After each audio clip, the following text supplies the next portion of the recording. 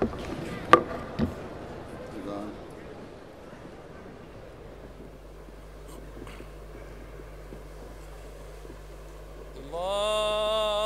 أكبر الله أكبر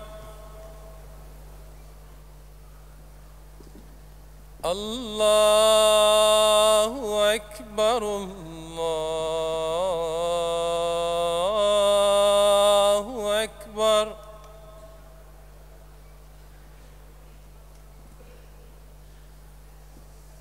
أشهد أن لا إله إلا الله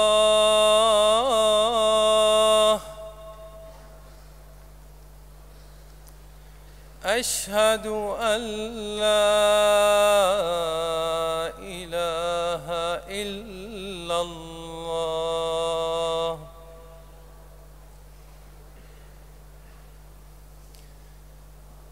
أشهد أن محمدًا رسول الله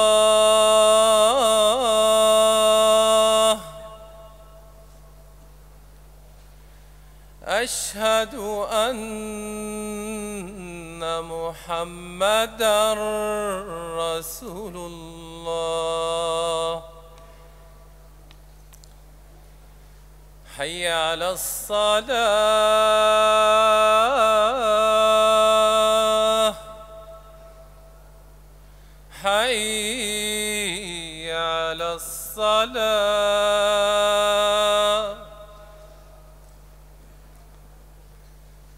حي على الفلاح حي على الفلاح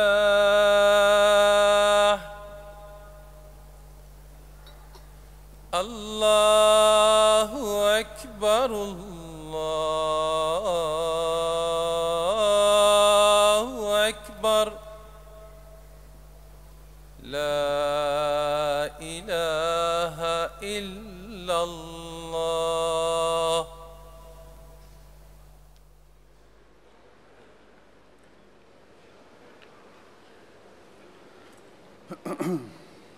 السلام علیکم ورحمۃ اللہ.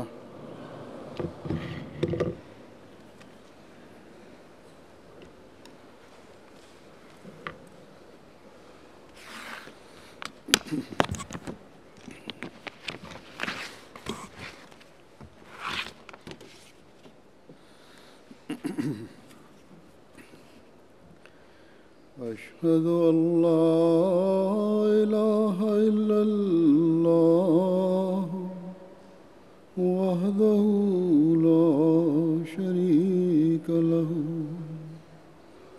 وأشهد أن محمدًا عبده ورسوله أما بعد فأعوذ بالله من الشيطان الرجيم بسم الله الرحمن الرحيم الحمد لله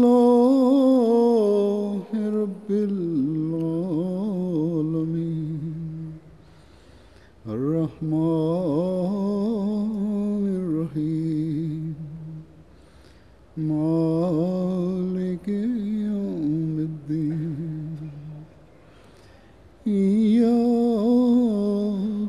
نعبد وإياك نستعين اهدنا الصراط المستقيم صراط الذين أنعمت عليهم غير المغضوب عليهم ولا الضالين.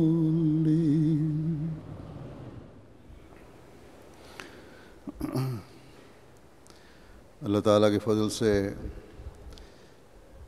آج جماعت احمدیہ جرمنی کا جلسہ سالانہ شروع ہو رہا ہے. دنیا کے اکثر ممالک میں جہاں جماعت احمدیہ قائم ہے یہ جلسے منعقد ہونا جماعت احمدیہ کے اہم پروگراموں کا ایک اہم حصہ ہے۔ ایک زمانہ تھا کہ جلسہ سالانہ میں شرکت کے لیے ہندوستان کے رہنے والے احمدیوں کے لیے بھی قادیان جلسے کے لیے آنا کرایہ وغیرہ کے اخراجات کی وجہ سے بہت مشکل تھا، بلکہ بعض کے لیے ممکن نہیں تھا۔ اسی لیے حضرت مسیح موعود علیہ الصلوۃ والسلام نے جماعت کو تحریک فرمائی کہ سال بھر اس مقصد کے لیے کچھ نہ کچھ جوڑتے رہیں تاکہ جلسہ سالانہ کے لیے زیادہ راہ میسر آ جائے۔ لیکن آج ہم دیکھتے ہیں کہ اللہ تعالیٰ کے فضل سے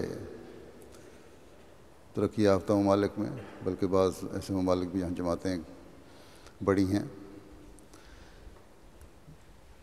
جو جلسے منعقد ہوتے ہیں ان میں شامل ہونے والوں کی اپنی سواریوں اور کاروں کی تعداد ہی اتنی ہوتی ہے کہ انتظامیہ کو کار پارکنگ کے لیے جو انتظام کرنا پڑتا ہے وہ بھی ایک محنت طلب کام ہے اور خاص طور پہ کرنا پڑتا ہے۔ آپ میں سے بہت سے ایسے ہوں گے جن کے آباء و اجداد جلسے میں اپنے پر تنگی وارد کر کے اور تکلیف اٹھا کر جاتے ہوں گے۔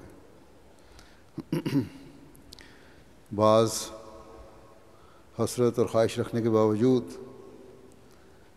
کہ ہر سال جلسے میں شامل ہوں، لیکن ان کے لیے ممکن نہ ہو سکتا ہوگا۔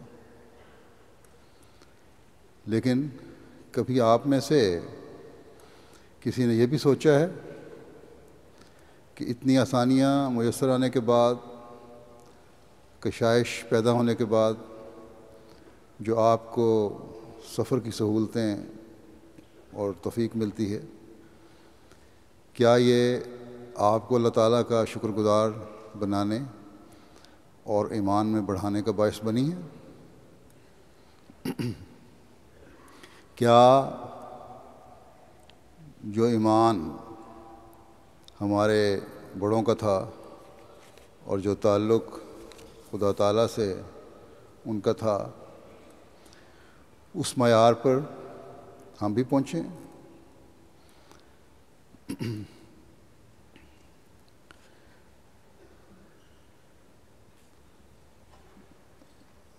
بعض اس زمانے کے بزرگوں میں سے حضرت مسیح موعود علیہ السلام کا زمانہ پانے کے باوجود، آپ کو ماننے کے باوجود، خواہش کے باوجود، جیسا کہ میں نے کہا ہے، مالی روکوں کی وجہ سے سفر کر کے حضرت مسیح موعود علیہ السلام تک نہ پہنچ سکے۔ لیکن آج جن ممالک کے جلسوں میں حضرت مسیح موعود علیہ السلام کا ایک غلام اور خلیفہ شامل ہوتا ہے، اس میں شمولیت کے لیے لوگ دوسرے ممالک سے خرچ کر کے بھی پہنچ جاتے ہیں۔ میرے سامنے بھی کئی بیٹھے ہوئے ہیں۔ بلکہ حضرت مسیح موعود علیہ السلام کی صداقت جاننے کے لیے ایسے لوگ بھی دوسرے ممالک سے شامل ہونے کے لیے آ جاتے ہیں جو ابھی آپ پر ایمان نہیں لائے۔ بس یہ بات جہاں اس لحاظ سے خوشکن ہے کہ اللہ تعالیٰ نے حالات بدل دیے ہیں اور حضرت مسیح موعود علیہ السلام کا پیغام دنیا میں بڑی تیزی سے پھیل رہا ہے، وہاں ان بزرگوں کی اولادوں کے لیے اپنے جائزے لینے کی طرف متوجہ ہونے کی بھی ضرورت ہے کہ ہم اپنے جائزے لیں کہ ہم اپنے تعلق باللہ، اپنے ایمان اور اللہ تعالیٰ کے حکم پر چلنے کی پابندی کرنے کے لحاظ سے کس مقام تک پہنچیں۔ اگر ہمارے خاندانوں میں ہمارے بزرگوں کے نیکی کے معیاروں کے مقابلے میں تیزی سے تنزل ہو رہا ہے، تو ہماری حالت قابل فکر ہے۔ ہماری کشائش اور ہماری کھل بے فائدہ ہے۔ ہم دنیا تو کما رہے ہیں، لیکن ہمارا دین کا خانہ خالی ہو رہا ہے۔ اور ایسے حالات میں پھر ایک وقت ایسا آتا ہے جب انسان دنیا کے دھندوں میں غرق ہو کر خدا تعالیٰ سے بالکل ہی تعلق ختم کر دیتا ہے، اور یوں خدا تعالیٰ کی نظر سے گر کر شیطان کی جھولی میں جا گرتا ہے۔ جلسہ پر آنا صرف ایک رسم بن جاتا ہے پھر ایسے لوگوں کا۔ بس ہم میں سے ہر ایک کو یہ کوشش کرنی چاہیے کہ جلسے پر شمولیت ہمیں ہماری کمزوریوں کی طرف نشاندہی کرتے ہوئے ہمارے اندر انقلاب لانے والی ہو، ہمیں خدا تعالیٰ کا شکر گزار بنانے والی ہو۔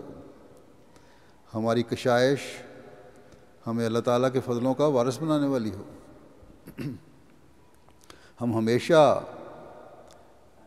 یہ دعا اور کوشش کرتے رہنے والے ہوں کہ ہم یا ہماری نسلیں کبھی خدا تعالیٰ کے غضب کا مورد نہ بنیں۔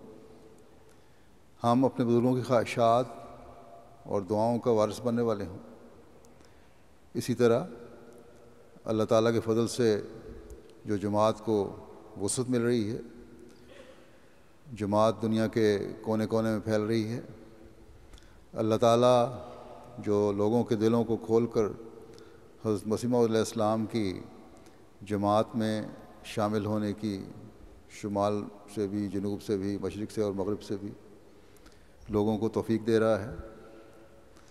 جو لوگ جماعت میں اپنے ایمانوں میں جلا پیدا کرنے کے لیے شامل ہو رہے ہیں، اپنے تعلق باللہ کو مضبوط کرنا چاہتے ہیں، وہ اس جلسے میں شامل ہونے کے مقصد کو پورا کرنے والے بھی بنیں۔ یہ بھی اللہ تعالیٰ کرے کہ ان کے دل کھلے، مزید کھلتے چلے جائیں۔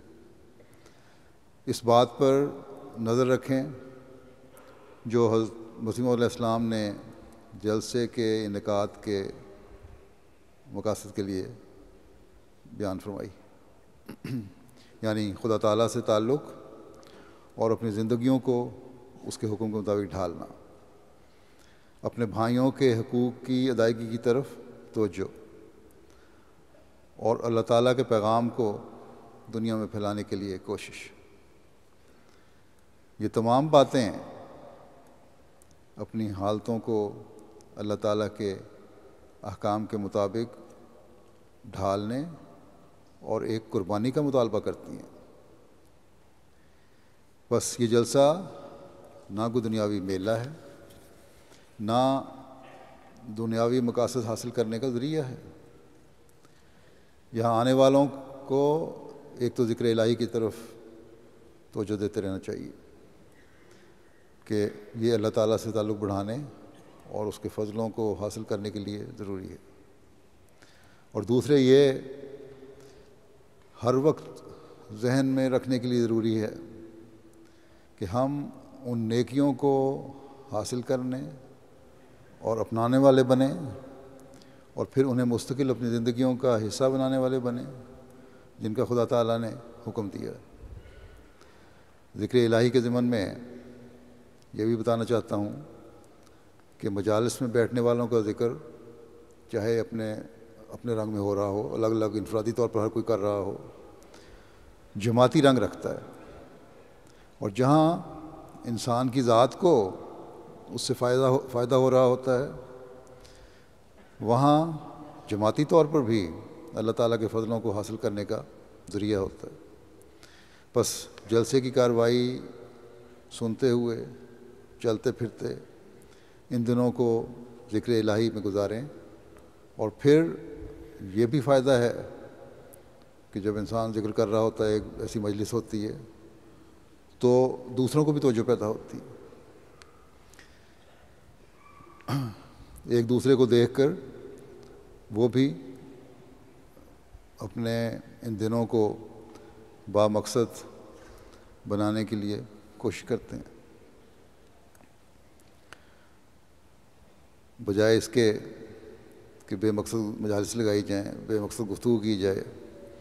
ان دنوں کو ہر ایک کو بامقصد بنانے کی کوشش کرنی چاہیے۔ ان دنوں کی عادت کا اثر اللہ تعالیٰ کے فضل سے بعد میں بھی کچھ عرصے تک تو رہتا ہے، اور اگر انسان کی توجہ رہے تو پھر لمبا عرصہ رہتا ہے۔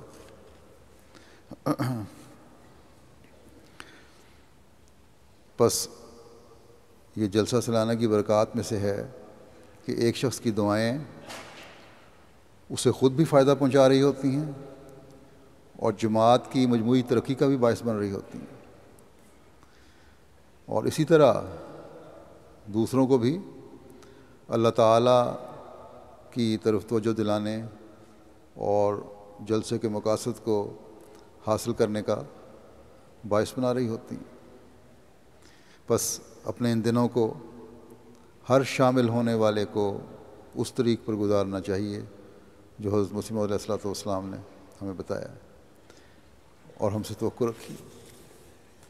اللہ تعالیٰ سے تعلق کو مضبوط کریں اور دوسرے اپنے دلوں کو اللہ تعالیٰ کی مخلوق کی محبت سے بھریں، اپنے بھائیوں کے جذبات اور احساسات کا خیال رکھیں۔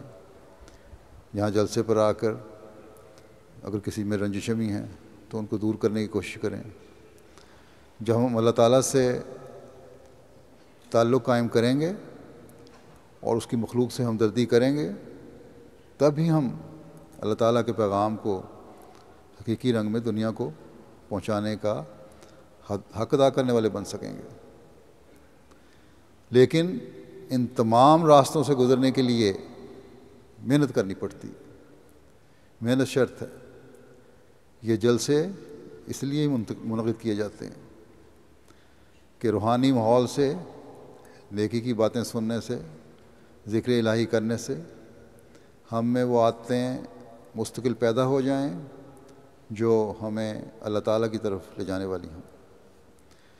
حضرت مسیح موعود علیہ السلام ایک جگہ فرماتے ہیں، یہ دنیا چند روزہ ہے اور ایسا مقام ہے کہ آخر فنا ہے۔ اندر ہی اندر اس فنا کا سامان لگا ہوا ہے، وہ اپنا کام کر رہا ہے مگر خبر نہیں ہوتی، اس لیے خدا شناسی کی طرف قدم جلد اٹھانا چاہیے۔ خدا تعالیٰ کا مزہ اسے آتا ہے جو اسے شناخت کرے، اور جو اس کی طرف صدق و وفا سے قدم نہیں اٹھاتا اس کی دعا کھلے طور پر قبول نہیں ہوتی، اور کوئی نہ کوئی حصہ تاریکی کا اسے لگا ہی رہتا ہے۔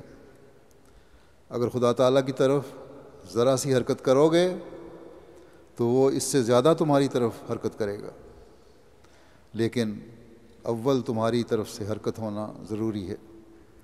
پھر فرمایا، بعض لوگ شکایت کرتے ہیں کہ ہم نے سب نیکیاں کیں، نمازیں پڑھیں، روزے بھی رکھے، صدقہ و خیرات بھی دیا، مجاہدہ بھی کیا، مگر ہمیں وصول کچھ نہ ہوا۔ ایسے لوگ شکی ازلی ہوتے ہیں کہ وہ خدا تعالیٰ کی ربوبیت پر ایمان نہیں رکھتے، اور نہ انہوں نے سب اعمال خدا تعالیٰ کے لیے کیے ہوتے ہیں۔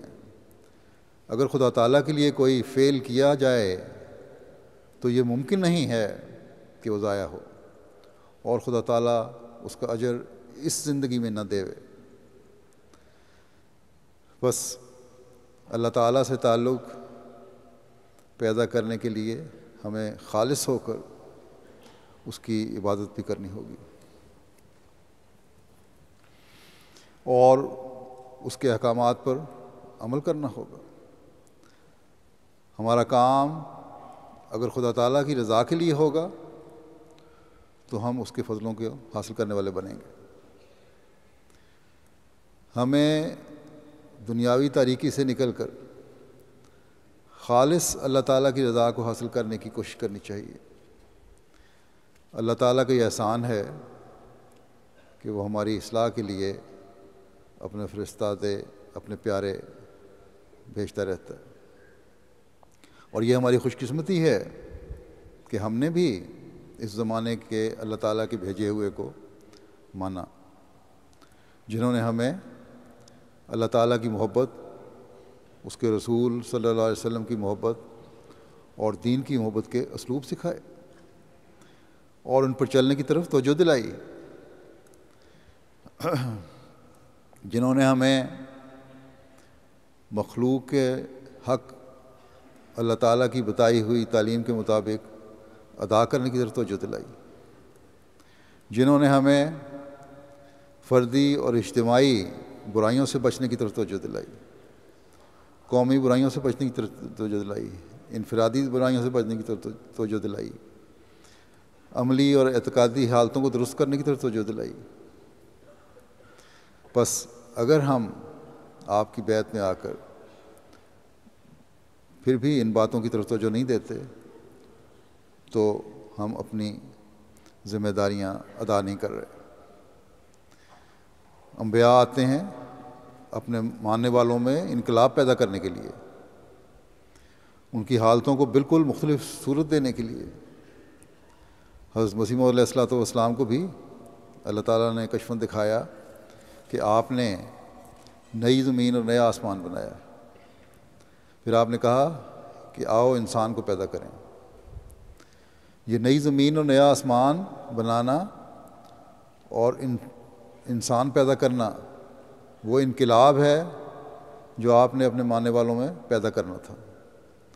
نئی زمین اور نیا آسمان بنانے کا سب سے بڑھ کر اور کامل اور مکمل اظہار تو ہمیں حضرت صلی اللہ علیہ وسلم کی ذات میں نظر آتا ہے۔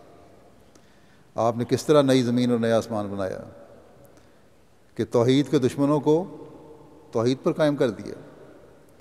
وہی جو بتوں کو پوجنے والے تھے اور ایک خدا کے انکاری تھے، وہ احد احد کہہ کر ہر طرح کے ظلم سہتے رہے۔ جو توحید کے قیام کے لیے اپنی جانوں سے ہاتھ دھو بیٹھے لیکن توحید سے انکار نہیں کیا، جن کو خدا تعالیٰ کا تصور ہی نہیں تھا، ان کے دلوں میں اللہ تعالیٰ اس طرح اترا کہ اللہ تعالیٰ کی عبادت اور ذکر الہی مادی کھانے سے زیادہ ان کی غذا بن گئی۔ انہوں نے دن کو روزوں اور راتوں کو نوافل میں گزارنا شروع کر دیا۔ ان کی عورتوں نے بھی عبادت کے شوق اور خدا تعالیٰ سے تعلق میں بڑھنے کے لیے رات کی اپنی نیندوں کو حرام کر دیا اور عبادت کی خاطر اپنی نیندوں کو دور کرنے کے لیے مختلف طریقے اختیار کرنے کی کوشش کی۔ ایک صحابیہ کے بارے میں آتا ہے کہ آپ ایک رسی چھڑ سے لٹکائی ہوئی تھی، یا جس کو پکڑ لیتی تھیں یا جس کے جھٹکے سے آپ ہوشیار ہو جاتی تھی۔ ایک دوسرے کی خاطر قربانی کا معیار یہ تھا کہ اپنی جائیدادیں تک اپنے بھائیوں کو دینے کے لیے تیار تھے، بلکہ پیش کیں، لیکن دوسری طرف جن کو پیش کی گئی تھیں ان میں بھی ایک انقلاب آ چکا تھا۔ انہوں نے شکریہ کہہ کر یہ کہا کہ ہمیں یہ تمہیں مبارک ہو تمہاری چیزیں، ہمیں بازار کا راستہ بتا دو۔ کسی کا محتاج ہونے سے بہتر ہے کہ خود گھما کر کھاؤں۔ سچائی اور ایمانداری کے معیار یہ قائم ہوئے کہ ایک مسلمان 100 دینار کا ایک گھوڑا دیہات سے خرید کر لایا۔ جب وہ گھوڑا فروخت کے لیے بازار میں آیا تو دوسرے مسلمان نے کہا کہ یہ گھوڑا بہت اچھا ہے، اس کی میرے نزدیک قیمت 200 یا 300 دینار ہے۔ مالک کہتا ہے کہ اس گھوڑے کی قیمت 100 دینار ہے، میں زیادہ رقم کس طرح لے سکتا ہوں؟ وہ لوگ جو مال سے محبت کرتے تھے اور زیادہ کمانے کے لیے دھوکے سے بھی مال وصول کر لیا کرتے تھے، وہ لوگ سچائی اس معیار تک پہنچے ہیں کہ وہ کہتے ہیں کہ میں اتنا پیسے کس طرح لے سکتا ہوں. تو یہ ہے وہ لوگ جنہوں نے ایسے اعلیٰ معیار پیش کیے. یہ وہ تغیر اور تبدیلی ہے جو آن حضرت صلی اللہ علیہ وسلم نے پیدا کی. پھر عورت کو حقوق دلانے، اس کی عزت دلانے کے لیے دلائے، اس کی عزت قائم کی، اسے معاشرے میں ایک مقام دلایا، ایسے معاشرے میں جہاں عورت کی کوئی عزت نہیں تھی. یہ بہت بڑی بات تھی، بلکہ اب تک ہے. حضرت مسلم موعود رضی اللہ عنہ نے ایک جگہ اس بارے میں آج کے معاشرے اور پہلے معاشرے کا مقابلہ کرتے ہوئے ایک حقیقت بیان فرمائی. آج کا معاشرہ بڑا نعرہ لگاتا ہے مرد کہ ہم نے عورت کو حقوق دیے، اور وہ یہ ہے حقیقت کہ پہلے معاشرے میں مرد عورت کو ستاتا تھا، مارتا پیٹتا تھا، اور سمجھتا تھا کہ مار پیٹ جائز ہے. اور آج بھی حسب سابق مرد عورت کو ستاتا اور پیٹتا ہے. یورپ میں بھی ایسا ہوتا ہے، اور دوسرے ممالک جو عورت کی آزادی کے بڑے نعرے لگاتے ہیں ان میں بھی ایسا ہوتا ہے. بعض وکیل میرے سامنے بیٹھے ہوں گے، ان کو پتہ ہے ایسے کیس آتے ہیں. لیکن فرق یہ ہے کہ اب یہ سب کچھ کرنے کے باوجود مرد یہ کہتا ہے کہ عورت کو ستانا اور پیٹنا جائز نہیں. پہلے ستاتا بھی تھا، پیٹتا بھی تھا، مارتا بھی تھا، حقوق غصب کرتا تھا، لیکن جائز سمجھ کر. اب یہ سب کچھ کرتا ہے اور ساتھ نعرہ لگاتا ہے کہ یہ جائز نہیں. عمل وہی ہے، لیکن ظاہری اقرار بدل گئے ہیں. تو ہر میدان میں ہمیں آن حضرت صلی اللہ علیہ وسلم کے ذریعے ایک انقلاب پیدا ہوا وہ نظر آتا ہے. حضرت مسیح علیہ السلام نے جو یہ فرمایا کہ جانوروں سے بدتر انسانوں کو انسان بنایا، پھر تعلیم یافتہ انسان بنایا، پھر باخدا انسان بنایا، تو یہ ایک عظیم معجزہ تھا جو آپ صلی اللہ علیہ وسلم سے ظہور میں آیا. ان باخدا انسانوں نے ہر کام خدا تعالیٰ کی رضا کے مطابق کرنا شروع کر دیا. بس یہی نئی زمین ہے اور نیا آسمان تھا جو آپ صلی اللہ علیہ وسلم کے آنے سے بنا. اور اس زمانے میں آپ کے غلام صادق کو خدا تعالیٰ نے کہا کہ نئی زمین اور نیا آسمان بناؤ. کیا جو حالات آن حضرت صلی اللہ علیہ وسلم کے زمانے میں مسلمانوں کے تھے، یا جو حالت روحانی اور اخلاقی ان کی تھی، وہی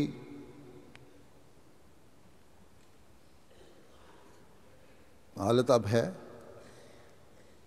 نہیں، بلکہ جو آپ کے آنے سے پہلے جہالت تھی، وہ جہالت یہاں نئے سرے سے پیدا ہو چکی ہے. تبھی تو اللہ تعالیٰ نے اپنے وعدے کے مطابق مسیح موعود اور مہدی موعود کو بھیجا تھا.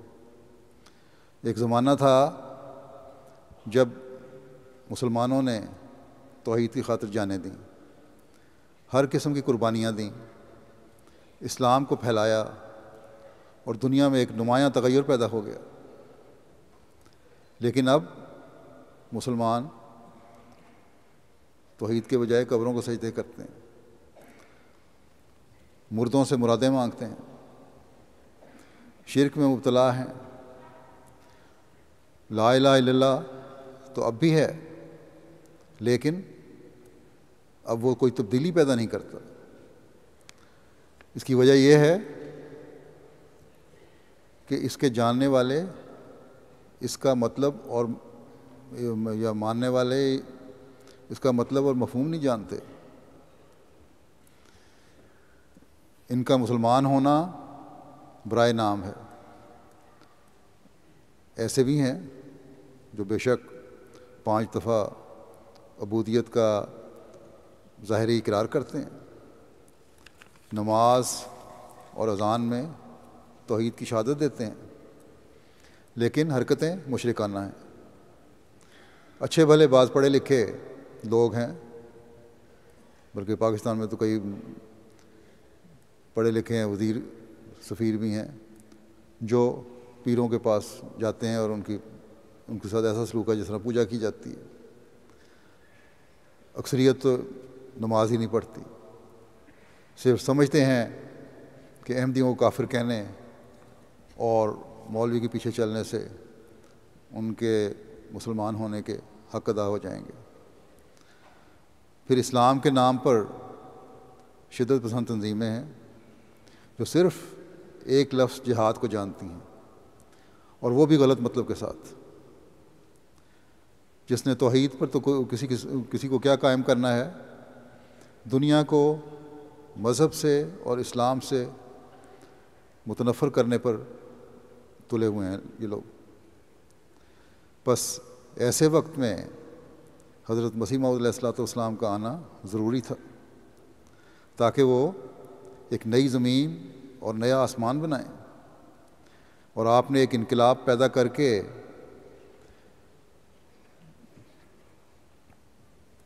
دکھا بھی دیا۔ ایک مشہور ڈاکو تھا اور دوسرے چھوٹے ڈاکو اور چور وغیرہ اس کو بھتا دیا کرتے تھے۔ ایک جگہ حضرت مسلم موعود رضی اللہ عنہ نے لکھا ہے کہ ان سے لوگ پوچھتے تھے کہ تم بتاؤ مرزا صاحب کی صداقت کا نشان، کوئی نشان تم نے دیکھا؟ تو انہوں نے پوچھا تم اور کیا نشان پوچھتے ہو، میں خود حضرت مسیح علیہ السلام کی صداقت کا نشان ہوں، اور یہ ثبوت ہوں کہ میری کایا پلٹ کر رکھتی ہے۔ چوروں سے تعلق کٹ گیا اور ڈاکے ختم ہو گئے اور عبادات میں مشغول ہو گیا۔ بس آپ نے بھی اس زمانے میں نئی زمین اور نیا آسمان بنایا اور لاکھوں انسانوں کی کایا پلٹ کر بتایا کہ یوں نئی زمین اور نئے آسمان بنتے ہیں۔ آپ علیہ السلام نے تو نئی زمین اور نیا آسمان پیدا کر کے دکھا دیا، اور بہت سارے ہم نے نمونے دیکھے، نشانات ہم دیکھتے بھی ہیں، سنتے بھی ہیں، پڑھتے بھی ہیں۔ اپنے بزرگوں کی حالتوں کو بھی دیکھ کر، ان سے سن کر مزید ایمانوں میں تازگی پیدا ہوتی ہے۔ لیکن اس کشف میں آپ علیہ السلام کی جماعت کو بھی توجہ دلائی گئی، نئی زمین اور نیا آسمان بنانے میں۔ اس لیے اب یہ دیکھنا ہے کہ آپ کی جماعت کا حصہ بن کر آپ علیہ السلام کی بیعت میں آ کر ہم کیا کوشش کر رہے ہیں کہ ایک نئی زمین اور ایک نیا آسمان پیدا کریں۔ کیا صحابہ نے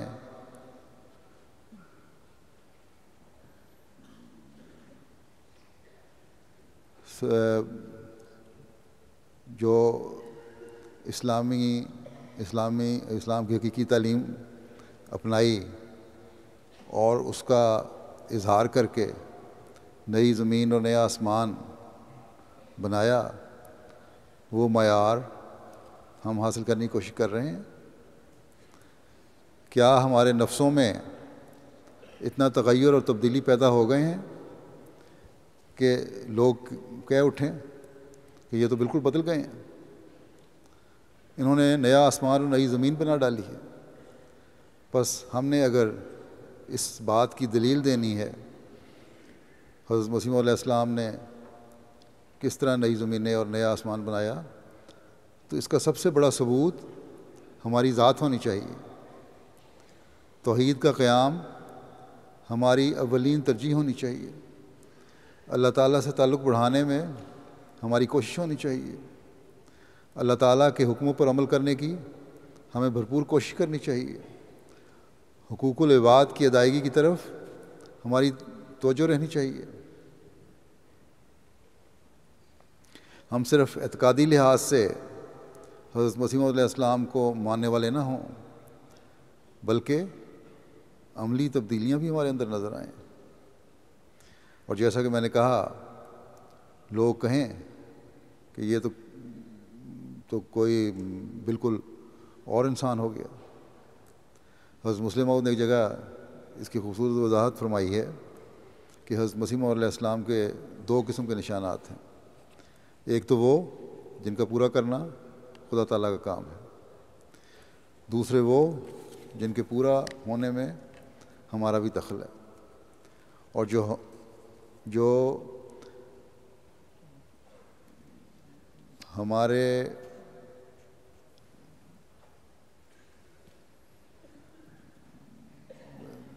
ذریعہ سے یا ہمارے واسطے سے پورے ہونے ہیں،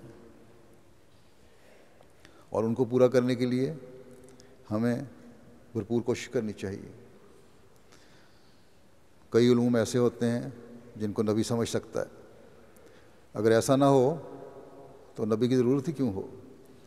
حضرت مسیح موعود علیہ السلام نے 1400 سال بعد ایسی باتیں بتائیں جو موجود تھیں، لیکن مسلمانوں کو ان کا علم نہ تھا یا صحیح فہم نہ تھا۔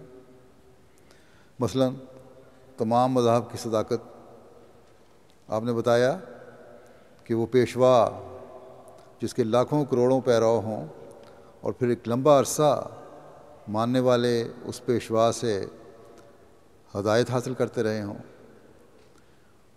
اس کے پاس ضرور صداقت ہوتی۔ بے شک بعد میں ان کی تعلیم میں تحریف ہو گئی اور وہ مذہب اپنی اصلی حالت میں نہ رہا۔ جس طرح بدھ ہیں، زرتشت ہیں، کرشن ہیں، اپنے اپنے زمانے کے اللہ تعالیٰ کے بھیجے ہوئے اور صداقت کے حامل تھے۔ حضرت مسیح موعود علیہ السلام سے پہلے بڑے بڑے بزرگ بھی اگر دوسری قوموں کے بزرگوں کو، ان کے مذہبوں کے سربراہوں کو برا نہیں اگر کہتے تھے تو مشتبہ ضرور تھے، تسلی بہرحال نہیں تھی کہ پتہ نہیں اصل حقیقت کیا ہے۔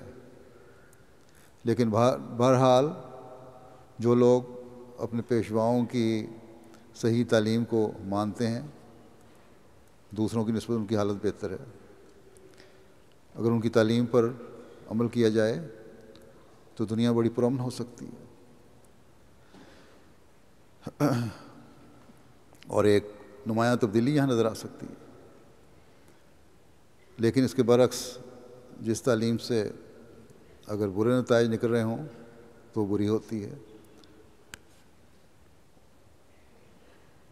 ان تمام پہلے انبیاء کی تعلیم شیطان کے خلاف تھی، اور اگر یہ شیطان کی تعلیم ہوتی تو کوئی ان کی پیروی نہ کرتا۔ یہ حضرت مسیح نے فرمایا۔ یہ ایک نقطہ قرآن کریم میں موجود تھا، لیکن کسی کو اس کا علم نہ ہو سکا یا اس طرح وضاحت نہیں کر سکا۔ حضرت مسیح علیہ السلام نے یہ بیان فرمایا۔ آج اس کے باوجود کہ مسلمان حضرت مسیح علیہ السلام کے دعوے کے خلاف ہیں، لیکن یہی کہتے ہیں اور اس بات کو مانتے ہیں کہ تمام مذاہب کی بنیاد صداقت پر ہے۔ مسلمانوں کا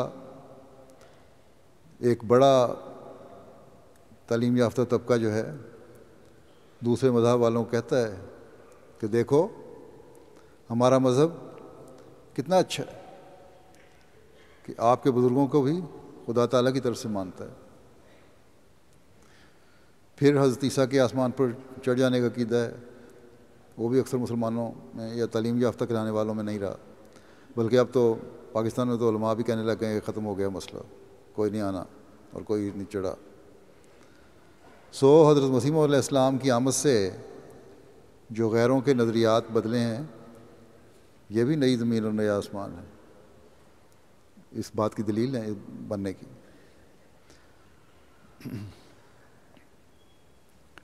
یہ نشان تو ہیں جو خدا تعالیٰ کی طرف سے پورے ہوئے، لیکن جو دوسری صورت ہے نئی زمین اور نیا آسمان بنانے کی، کہ عملاً بھی نئی زمین اور نیا آسمان بنے، اسے ہم نے پورا کرنا ہے۔ حضرت مسیح علیہ السلام کو ماننے والوں نے پورا کرنا ہے۔ ایک نیا آسمان بنا کر ہم نے اپنے عقیدے میں نہ صرف تبدیلی پیدا کی بلکہ حضرت مسیح علیہ السلام کی بیعت میں آ گئے۔ لیکن دوسری صورت جو نئی زمین بنانے کی ہے اس میں ہماری کوششوں کا دخل ہے۔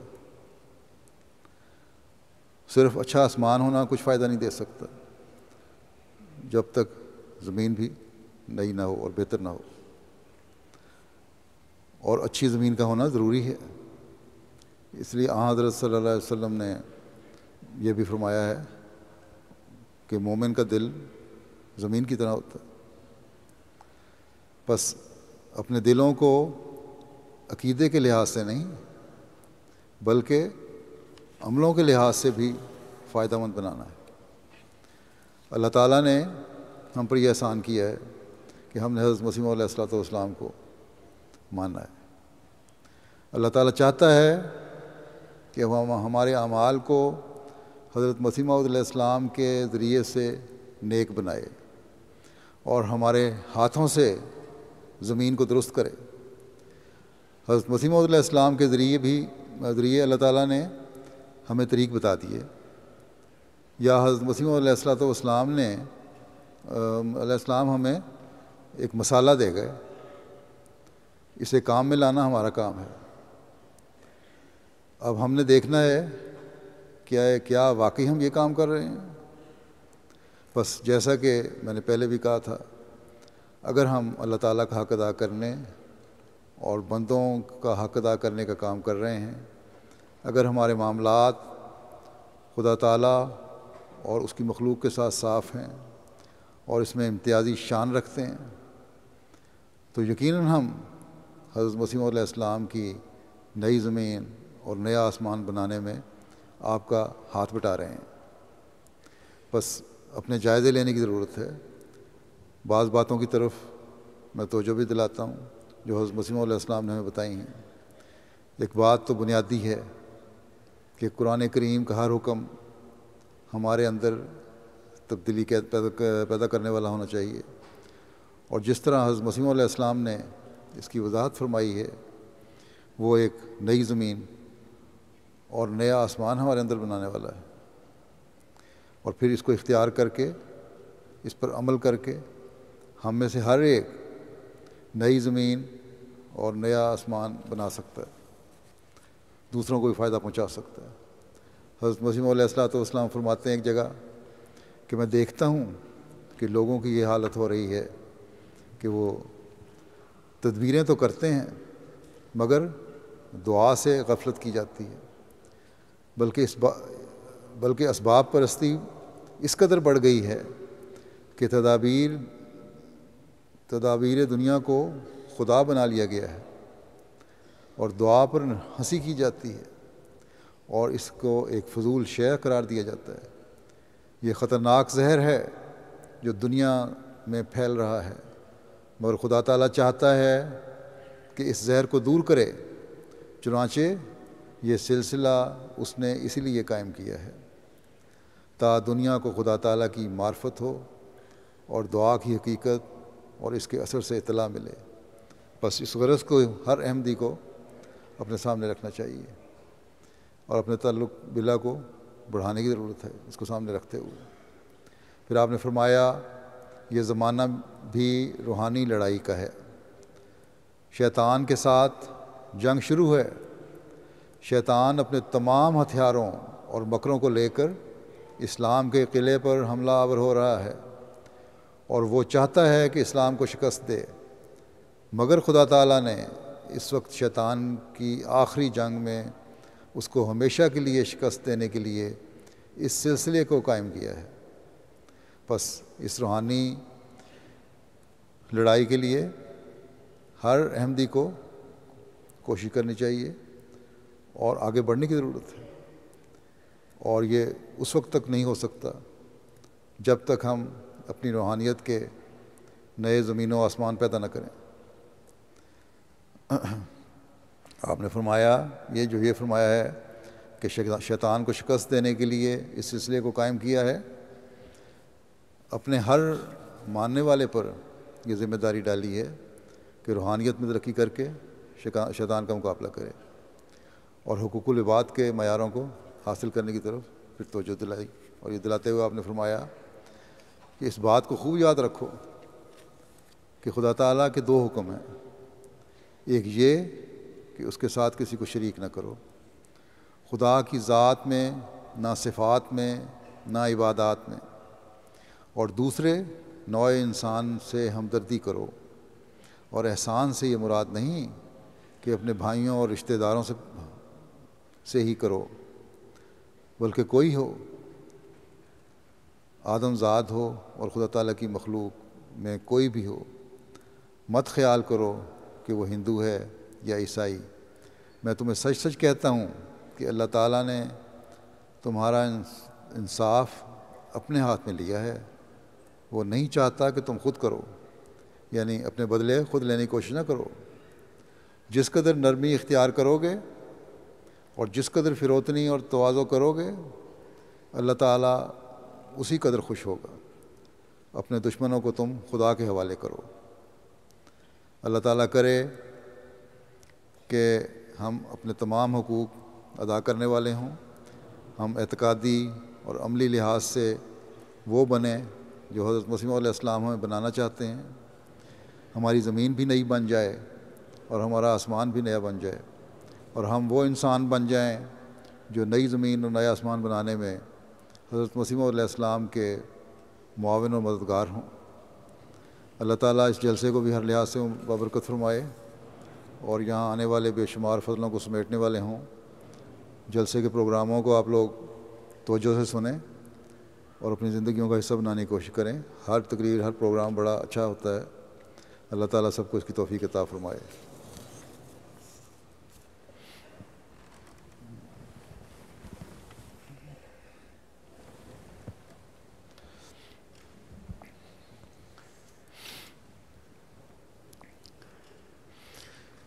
الحمد لله نحمده ونستعينه ونستغفره ونؤمن به ونتوكل عليه ونعوذ بالله من شرور أنفسنا ومن سيئات أعمالنا من يهده الله فلا مضل له ومن يضلل فلا هادي له ونشهد أن لا إله إلا الله ونشهد أن محمدا عبده ورسوله عباد الله رحمكم الله إن الله يأمر بالعدل والإحسان وإيتاء ذي القربى وينهى عن الفحشاء والمنكر والبغي يعظكم لعلكم تذكرون اذكروا الله يذكركم وادعوه يستجب لكم ولذكر الله أكبر